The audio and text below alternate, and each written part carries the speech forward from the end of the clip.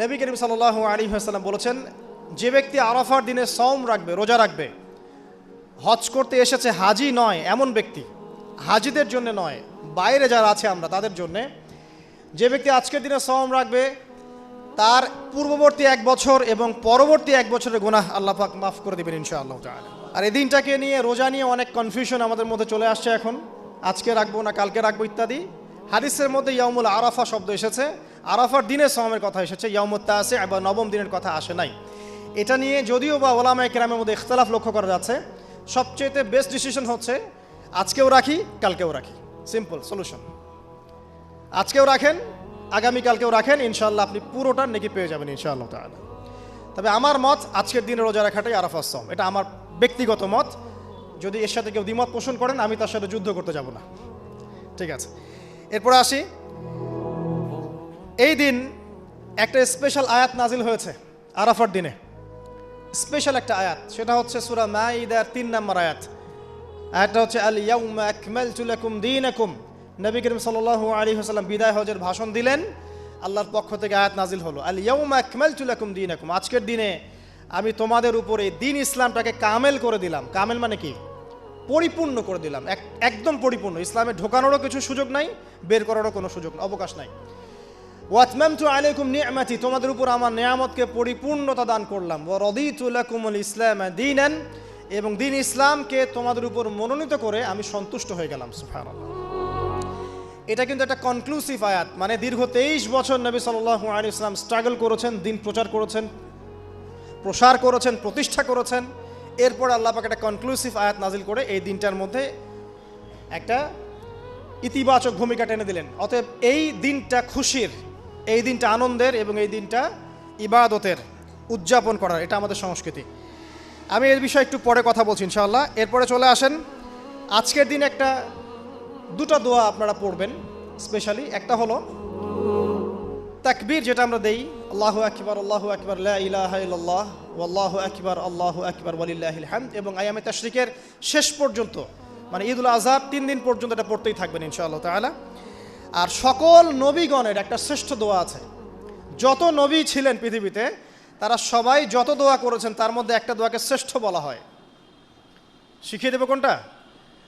সেটা হলো লা ইলাহা ইল্লাল্লাহ ওয়াহদাহু লা শারীকা লাহ লাহুল মুলক ওয়া লাহুল হামদ ওয়া হুয়া আলা কুল্লি শাইইন কাদির। এই দোয়াটা দিনে যে ব্যক্তি 100 বার পড়বে, দিনে যে ব্যক্তি 100 বার পড়বে, ওই দিন আল্লাহর লিস্টে ওই ব্যক্তি ছাড়া বেশি আমলকারী কেউ হতে পারবে না। তবে সেই ব্যক্তি ব্যতীত যে এর চেয়ে বেশি পড়েছে, কেউ 200, 300, 500 পড়েছে, তখন সে বেশি র্যাঙ্কিংয়ে শীর্ষে চলে যাবে আর কি। মিনিমাম 100 বার। আরও ফজিলত হচ্ছে 100 বার যদি আপনি পড়েন, ওই দিন শয়তান আপনাকে স্পর্শ করতে পারবেন ইনশাআল্লাহ, এবং আপনার আমলনামা থেকে 100 গুনাহ মিটিয়ে ফেলা হবে, 100 নেকি লিখে দেওয়া হবে ইনশাআল্লাহ। অতএব আজকে আমরা এই দোয়াটা পড়তে পারি, লা ইলাহা ইল্লাল্লাহ ওয়াহদাহু লা শারীকা লাহ লাহুল মুলক ওয়া লাহুল হামদ ওয়া হুয়া আলা কুল্লি শাইইন কাদির। এরপরে আসেন, এই দিন একটা ফজিলত হচ্ছে, আজকের দিনটা হচ্ছে হজের দিন, হজ আকবরের দিন। আমরা অনেকেই হজটাকে তুচ্ছ মনে করি, অনেকের সামর্থ্য আছে কিন্তু হজ করতে যাই না। আছেন এমন মানুষ? দুনিয়ার চাকচিক্য নিয়ে ব্যস্ত আছে, কিন্তু হজ ফরজ হয়ে গেছে, সেই কবে হজ করতে যাই না। মনে করি মেয়ের বিয়ে দিয়ে শেষ বয়সে যাব, তাই না? অথচ হজ করতে হয় ইয়াং বয়সে, যদি সামর্থ্য থাকে ইয়াং বয়সে হজ করতে হবে। আমরা কিছু ফজিলত জেনে নেই এবং আল্লাহর কাছে দোয়া করি, আল্লাহ পাক আজকে আমাদের এই ক্ষুদ্র মসজিদে যত মুসল্লি উপস্থিত আছে, আল্লাহ পাক সবার তাকদিরে হজে আকবর নসিব করুন, আমিন। এবং মাকবুল আর মাবরুর হজ করার তৌফিক আল্লাহ পাক আমাদের সবাইকে দান করুন, আমিন। একটা হাদিস আছে, বুখারী মুসলিম দুইটা কিতাবে এসেছে, যে ব্যক্তি মান হাজ্জা লিল্লাহ, যে ব্যক্তি শুধু আল্লাহর জন্য হজ করলো, ওয়ালাম ইয়ারফুস ওয়ালাম ইয়াফসুক, এবং হজের মধ্যে কোনো প্রকার ফাহেসা কাজ করে নাই, অশ্লীল কোনো কাজ করে নাই, কোনো ফাসাকি কাজ করে নাই, সে ব্যক্তি ওই দিনের মতো নিষ্পাপ হবে। ওয়ালাদাতহু উম্মুহ, কোন দিন? ইয়াউমু ওয়ালাদাতহু উম্মুহ, যেদিন তার মা তাকে জন্ম দিয়েছিল।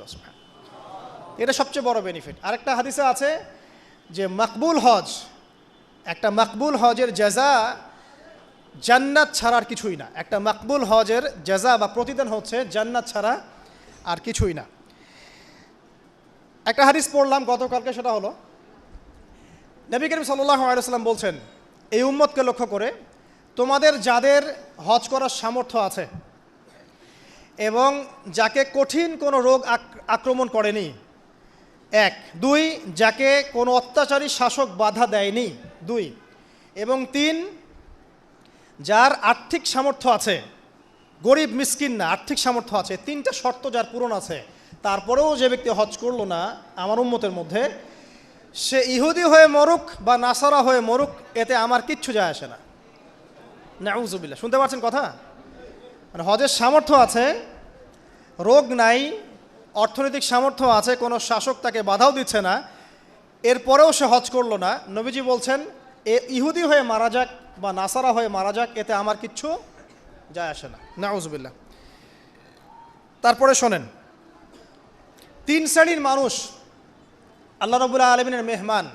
3 শ্রেণীর মানুষ আল্লাহ পাকের মেহমান। 1 নাম্বার হচ্ছে গাজী। গাজী মানে কি?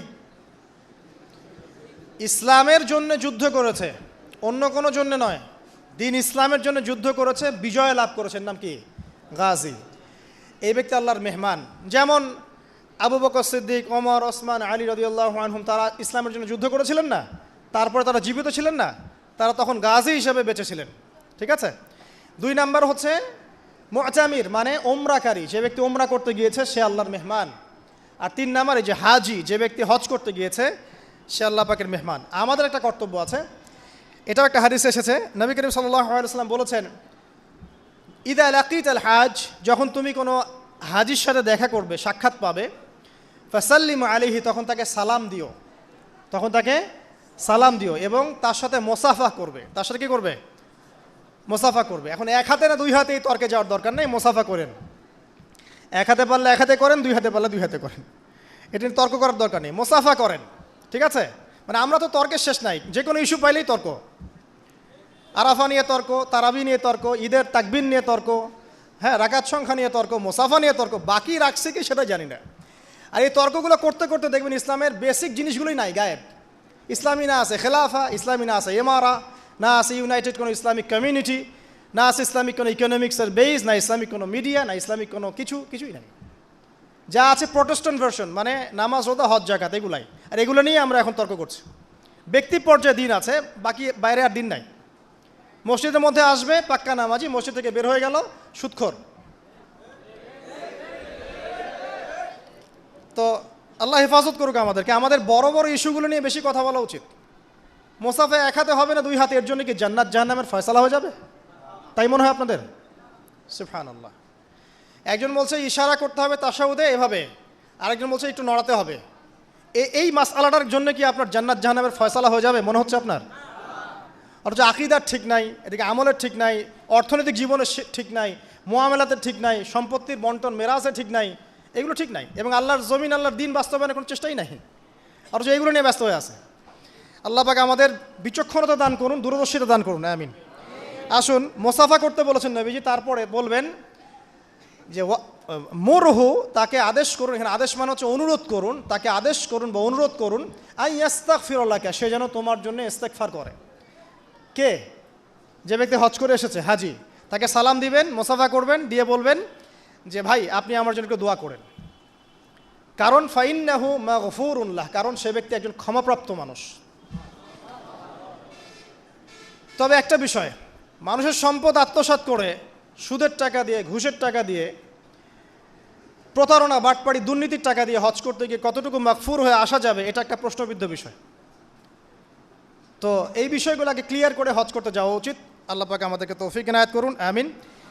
এই দিনের একটা প্রতিশ্রুতি আছে। কি প্রতিশ্রুতি? আয়েশা রাদিয়াল্লাহু আনহা থেকে সহিহ মুসলিমে এসেছে, এবং জাবের রাদিয়াল্লাহু আনহু থেকে ইবনে হিব্বানের 3853 নম্বর হাদিসে এসেছেন। আল্লাহ রাব্বুল আলামিন এই দিনে হাজিদেরকে দেখে বলেন, যারা আরাফার মাঠে এসেছেন তাদেরকে দেখে বলেন যে আমার এই বান্দারা দূর দূরান্ত থেকে সফর করে এখানে এসেছে, ওদের চেহারাগুলো তাকিয়ে দেখো, ক্লান্ত, ক্লিষ্ট, চুলগুলো এলোমেলো, পরিশ্রান্ত, তারা আমার রহমতের প্রত্যাশী, অথচ তারা কেউ আমার আযাব দেখে নাই। হে ফেরেশতারা, তোমরা সাক্ষী থাকো, আমি তাদের সবাইকে মাফ করে দিলাম। এবং নবী সাল্লাল্লাহু আলাইহি ওয়াসাল্লাম বলছেন যে আজকের দিনে যত মানুষকে আল্লাহ পাক জাহান্নাম থেকে মুক্তি দিবেন, অন্য কোনো দিনে এত মানুষকে আল্লাহ পাক মুক্তি দিবেন না। আল্লাহ পাক আমাদেরকে সবাইকে জাহান্নাম থেকে মুক্তি দান করুন, আমিন। তো শেষ যে বিষয়টার দিকে টাচ করে আমি কনক্লুশন দিকে যাব, সেটা হলো উম্মতে মুহাম্মাদির জন্য আজকের দিনের মধ্যে স্পেশাল কি বলেন তো? এটা হচ্ছে আমাদের মূল পয়েন্ট। আজকের দিনে ফজিলত জানলাম, আমরা আমলগুলো জানলাম, সব ঠিক আছে, কিন্তু আমাদের জন্য আসলে স্পেশাল কি জিনিস? আমাদের জন্য আজকের দিনের স্পেশাল যে বিষয় সেটা হলো আজকের দিনে দিন ইসলাম পূর্ণতা লাভ করেছে। ইসলামের পূর্ণতা দিবস আজকে। 23 বছর দিন ইসলাম প্রচার করার পরে আজকের দিন আল্লাহ পাক বলেছেন দিন পূর্ণ করে দিলাম। ইহুদিরা বলছিলেন যে আজকের দিন এই আয়াতটা যদি আমাদের উপর নাজিল হতো আমরা তাহলে ঈদ পালন করতাম। নবীজি বললেন এটা আমাদের ঈদের দিনই, এটাও আমাদের ঈদের দিন, কোনো সমস্যা নেই। তো আমাদের সবচেয়ে ইম্পর্টেন্ট জায়গা এটা যে আজকের দিনে দিন ইসলাম পূর্ণতা লাভ করেছে। এখন ইসলাম যে পূর্ণতা লাভ করলো, এই দিবসটা কতজন জানে যে আজকের দিন ইসলাম পূর্ণতা লাভের দিন? আমরা অনেক দিবসের কথা জানি, আন্তর্জাতিক দিবস, জাতীয় দিবস, পারিবারিক দিবস, জন্মদিন, মৃত্যুদিন, হ্যাঁ, অনেক দিবসের কথা আমরা জানি। ইসলামের পূর্ণতা দিবস কতদিন জানেন? কতজন জানেন? দেখেন সাংস্কৃতিক আগ্রাসন কোথায় আপনার মূল জায়গাটা নিয়ে যাওয়া হয়েছে। শেকড় ভুলে গেছে মানুষ। এখন মানুষ শেকড় ভুলে বিদেশিদের সংস্কৃতি লালন করছি, কোনো কোনো ক্ষেত্রে বিদেশি প্রভুদের দাসত্ব করছি।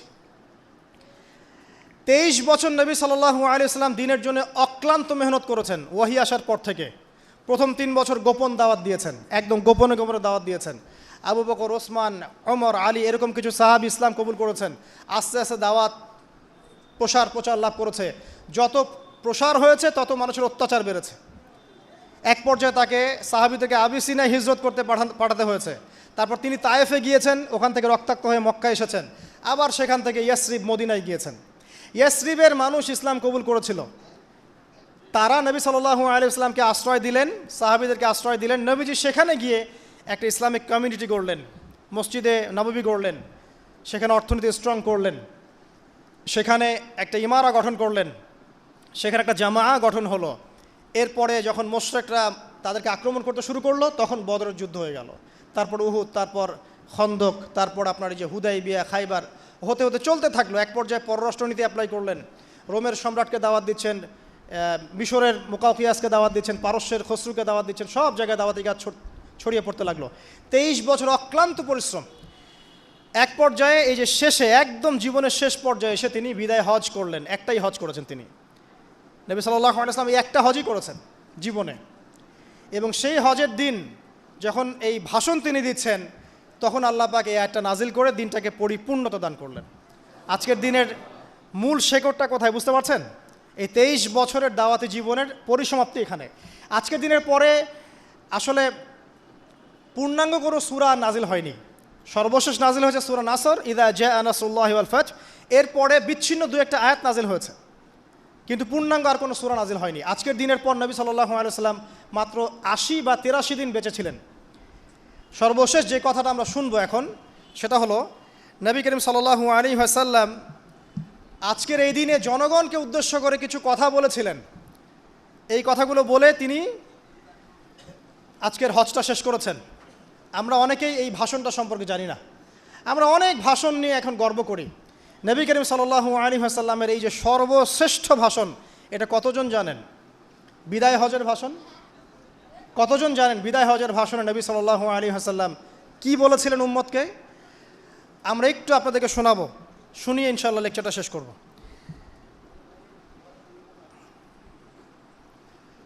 নবী করিম সাল্লাল্লাহু আলাইহি ওয়াসাল্লাম আজকের এই দিনে 31টা বিষয়ে উম্মতকে নির্দেশ দিয়েছেন। 31টা বিষয়, সবগুলো বলার সময় পাওয়া যাবে না, আমি কয়েকটা কথা বলছি।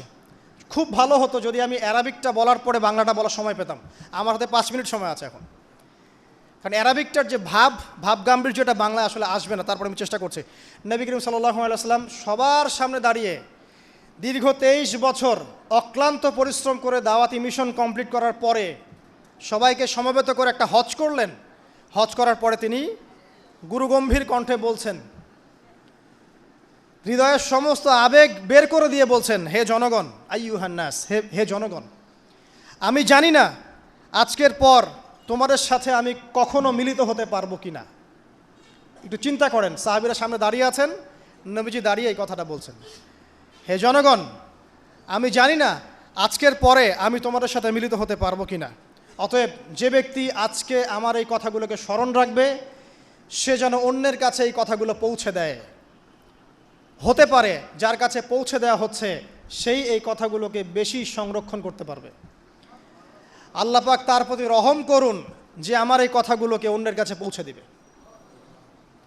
নবীজির ভাষণ। এরপর নবীজি বলছেন, জেনে রাখো নিশ্চয়ই তোমাদের পরস্পরের, মুসলিমদের পরস্পরের সম্পদ, পরস্পরের রক্ত, পরস্পরের এই যে জান মাল ইজ্জত, এগুলো একে অপরের জন্য হারাম। মুসলিমদের পরস্পরের রক্ত, পরস্পরের ইজ্জত সম্মান একে অপরের জন্য হারাম, এর হানি করা একে অপরের জন্য হারাম। ঠিক যেমন আজকের এই দিন হারাম, এই শহর হারাম, এই মাসও হারাম। নবী করিম সাল্লাল্লাহু আলাইহি ওয়াসাল্লাম বলছিলেন, জেনে রাখো তিনটা বিষয়ে যেন তোমাদের অন্তর কখনো খেয়ানত না করে। তিনটা বিষয়ে তোমাদের অন্তর যেন কখনো খেয়ানত না করে। এক, তোমরা যে কাজটাই করবা শুধু আল্লাহ পাকের সন্তুষ্টির জন্য করবে। তোমরা যে কাজই করবে শুধু আল্লাহর সন্তুষ্টির জন্য করবে। তোমাদের শাসকবর্গের কল্যাণ কামনা করবে। তোমাদের শাসকবর্গের কল্যাণ কামনা করবে।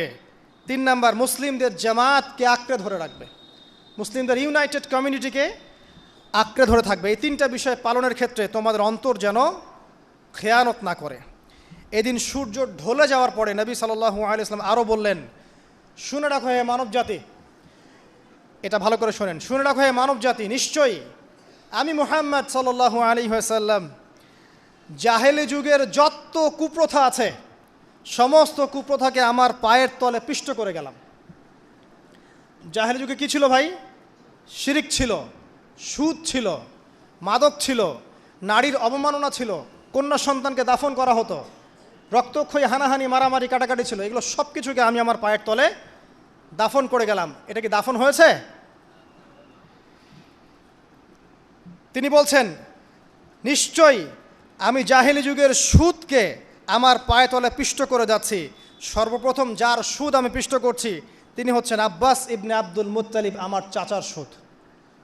নিজের পরিবার থেকে দৃষ্টান্ত স্থাপন করলেন। তিনি আরও বললেন, হে উপস্থিত জনগণ, তোমরা মেয়েদের ব্যাপারে সতর্ক থাকবে এবং তোমাদের স্ত্রীদের ব্যাপারে সতর্ক থাকবে, তাদের হকের ব্যাপারে সতর্ক থাকবে, কেননা তোমরা তাদেরকে আল্লাহর কালিমার মাধ্যমে হালাল করে নিয়েছো, অতএব তাদের ব্যাপারে তোমরা সতর্ক থাকবে। তোমাদের উপর তাদের হক হচ্ছে তোমরা যা খাবে, যা পরবে, তাদেরকেও তাই খাওয়াবে, তাই পরাবে। আর তাদের উপর তোমাদের হক হচ্ছে যে তারা তোমাদের বিছানায় এমন কাউকে আসতে দিবে না যাদেরকে তোমরা অপছন্দ করো। নবী করিম সাল্লাল্লাহু আলাইহি ওয়াসাল্লাম আরও বলছেন, এই দিন আইয়ুহান নাস, হে মানব জাতি, তারাকতু ফিকুম আমরাইন, জেনে রাখো আমি তোমাদের সামনে মাত্র 2টো বস্তু ছেড়ে গেলাম। কয়টা বস্তু? লান তাদিল্লু মা তামাসসাকতুম বিহিমা, তোমরা কোনোদিন পথভ্রষ্ট হবে না যতদিন এই 2টা বস্তুকে আঁকড়ে ধরে থাকবে। কিতাব আল্লাহ, আল্লাহর কিতাব, ওয়া সুন্নতি নবীহি, এবং তার নবীর সুন্নাহ। তিনি আরও বললেন, আল মুসলিম, জেনে রাখো প্রকৃত মুসলিম সে ব্যক্তি, মান সালিমাল মুসলিমুনা মিন লিসানিহি ওয়া ইয়াদিহি, যে ব্যক্তির হাত এবং জবান থেকে অন্য মুসলিম নিরাপদ থাকে সেই ব্যক্তি হচ্ছে প্রকৃত মুসলিম। আল মুহাজির, আর প্রকৃত মুহাজির সে ব্যক্তি, মান হাজারা মা নাহাল্লাহু আন, আল্লাহ পাক যা নিষেধ করেছেন সেখান থেকে যে দূরে থাকে সেই ব্যক্তি প্রকৃত মুহাজির, মানে হিজরতকারী। তিনি আরও বললেন, মনে রেখো আমি তোমাদের সবার আগে হাউজে কাউসারে চলে যাব, সুবহানাল্লাহ, এবং সেখানে আমি তোমাদের জন্য অপেক্ষা করতে থাকব। অতএব শোনেন, অতএব তোমরা আমার চেহারাকে কালিমালিপ্ত করো না, মানে আমার চেহারায় কালিমালিপ্ত করো না, আমার নাম নষ্ট করে দিও না। আমি তোমাদের সংখ্যাধিক্য দেখে আল্লাহর কাছে গর্ব করব, আমাকে তোমরা অপমানিত করো না। আজকে কি আমরা তার দায়িত্ব পালনকারী উম্মাহ হতে পেরেছি? নবীজি বলেছেন, তা আমার চেহারাকে কালিমালিপ্ত করো না, সুবহানাল্লাহ। তিনি বলছেন, ওই সময় কিছু মানুষ থেকে আমি মুক্ত হয়ে যাব আর কিছু মানুষ আমার থেকে মুক্ত হয়ে যাবে। বলা হলো, কারা ইয়া রাসূলুল্লাহ? তিনি বলছেন, আল্লাহ পাককে আমি বলবো, ইন্নাহুম মিন্নি, হে আল্লাহ এরা আমার উম্মাহ, এরা আমার উম্মত, আমার সাহাবী। আল্লাহ পাক বলবেন, ইন্নাকা লা তাদরি মা আহদাসা বা'দাক, তুমি জানো না হে নবী, তোমার মৃত্যুর পর এই মানুষগুলো, পরবর্তী মানুষগুলো তোমার দিনের মধ্যে কত বেদাত সংযোজন করেছিল। তিনি আরও বলেছিলেন, হে জনগণ, জেনে রাখো প্রত্যেক পরিবারের জন্যে প্রতি বছর একটা করে পশু জবাই করার বিধান, প্রত্যেক পরিবারের জন্যে, সামর্থ্যবান পরিবারের জন্য প্রত্যেক বছর একটা করে পশু জবাই করার বিধান রয়েছে। তিনি আরও বললেন, মনে রাখো একজনের অপরাধের শাস্তি আর একজন কখনো পাবে না, আর বাবার দোষে ছেলে কখনো দুষ্ট হবে না, ছেলের দোষে বাবাও কখনো অপরাধী হবে না।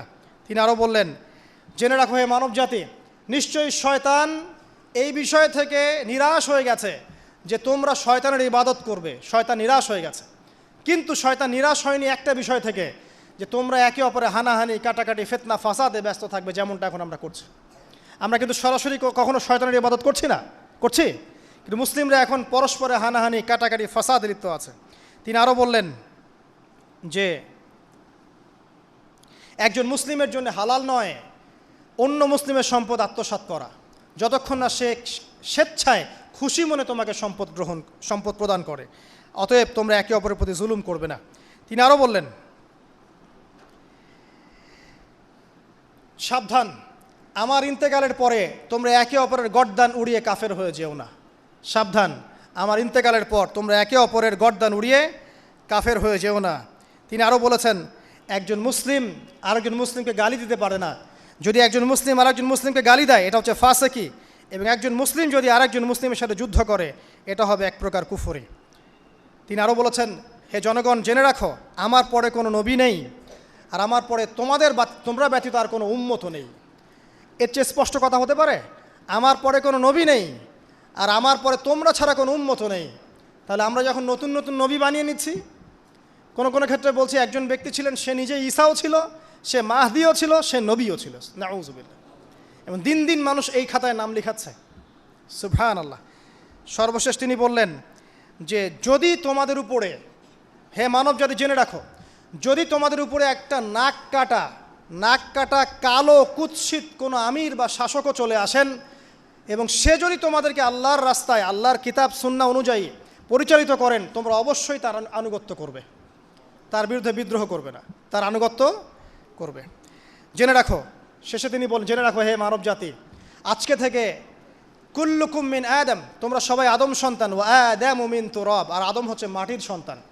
আরবের উপর অনারবের, অনারবের উপর আরবের, সাদার উপর কালোর, কালোর উপর সাদার, লালের উপর কালোর, অথবা কালোর উপর লালের কোনো রকম প্রাধান্য নাই।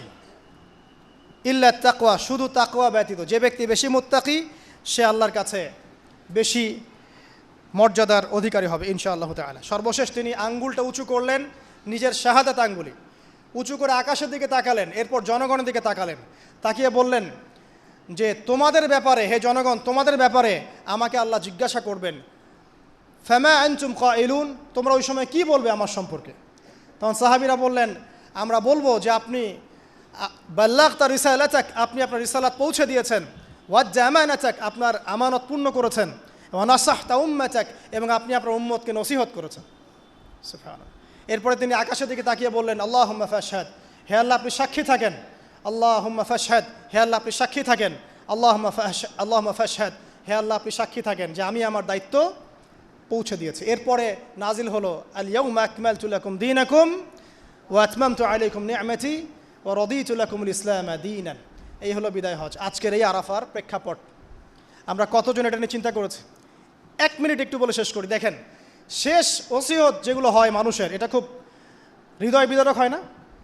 বাবা ইন্তেকাল করছেন, সন্তানের জন্য ওসিয়ত করে যাচ্ছেন, মাকে দেখিস, ইত্যাদি ইত্যাদি। হৃদয় বিদারক হয় না? মানুষ সারা জীবন মনে রাখে না? বাট আমরা আমাদের এই ন্যাশন, এই উম্মা, নবী সাল্লাল্লাহু আলাইহি সাল্লামের উম্মা বলে আমরা যারা দাবি করছি, আমাদের মধ্যে বেশিরভাগ মানুষ নবী সাল্লাল্লাহু আলাইহি সাল্লামের শেষ এই নসিহতগুলো ভুলে গেছি আমরা। নসিহতগুলোর মধ্যে সবচেয়ে ইম্পর্ট্যান্ট ছিল শিরক থেকে দূরে থাকা, সুদ থেকে দূরে থাকা, মুসলিম ভেদাভেদ না করা, শাসকের কল্যাণ কামনা করা, বিদ্রোহ না করে শাসককে উত্তম নসিহত করা। এবং আরেকটা হাদিসে তিনি বলেছিলেন 5 ওয়াক্ত সালাত আদায় করবে, সাওম পালন করবে, রমজান মাসে সাধ্যমতো সাদাকা করবে, মুসলিমদের জামাত আঁকড়ে ধরবে, ইনশাআল্লাহ হাসতে হাসতে জান্নাতে প্রবেশ করবে। আও কামা ক্বালা আলাইহিস সালাম। জাহেলি যুগের সমস্ত প্রথা ছেড়ে দেওয়া ছিল আজকের দিনের মূল মর্ম, আমরা ছাড়তে পারছি না। সুদ ছেড়ে দেওয়া ছিল মূল মর্ম, ছাড়তে পারছি না। শিরক থেকে বের হতে পারছি না। বেদাতীদের ব্যাপারে ধমক দেওয়া হয়েছে, বেদাত ছাড়তে পারছি না। খেয়াল করে দেখেন, মুসলিম হানাহানি কাটাকাটি এখনও ছাড়তে পারছি না। ইভেন ধর্মতাত্ত্বিকভাবেও আমরা বহু দল এবং উপদলে বিভক্ত হয়ে গেছে, কারো সাথে কারো ঐক্য নাই। সব মিলিয়ে নবী সাল্লাল্লাহু আলাইহি ওয়াসাল্লামের শেষ ওসিয়তগুলো কিতাব এবং সুন্নাহ আঁকড়ে ধরা, এটা আমরা সবাই আঁকড়ে ধরতে পারছি না।